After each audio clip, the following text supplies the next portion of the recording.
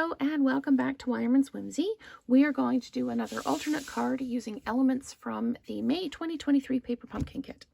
So I've got a Mossy Meadow card base and I'm going to use Mossy Meadow ink.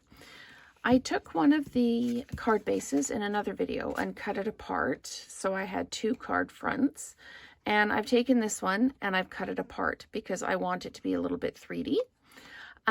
So what I did is I've got a wild wheat 5 1/4 by 4.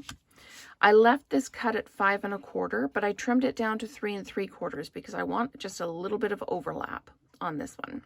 So I've also cut one of the envelopes down because the Mossy Meadow, you need a liner so you can write your greeting on. So I cut one of the envelopes that matches the card front down so you can write your greeting on the inside. I'm going to attach that right now so that I don't actually forget to do that. So let's just adhere that down right now. And I've cut it to the width of the envelope by 4 1/4. So there we go. So now you've got a nice writing space inside that matches the front of the card. I'm going to flat mount my wild wheat on here.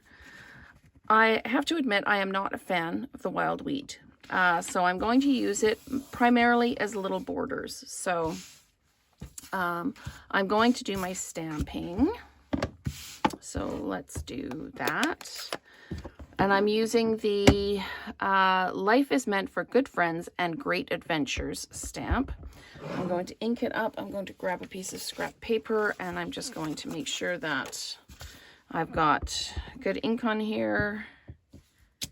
And I do, so that's perfect.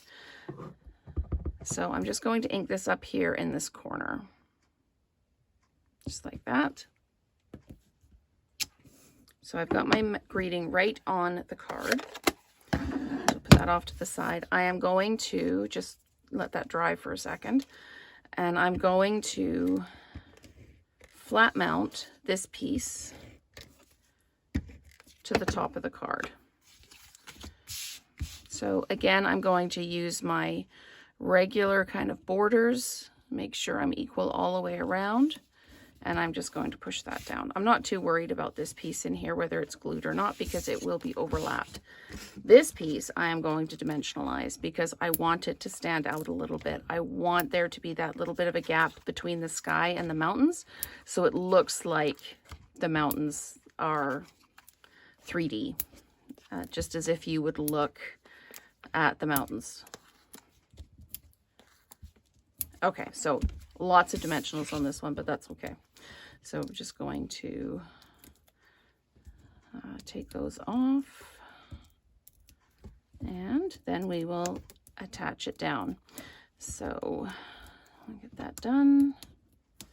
And that one's off, that one's off. Okay, so I'm going to come in and I want to line up so that I've got my equal margins all the way around, but I want to make sure I'm lining up with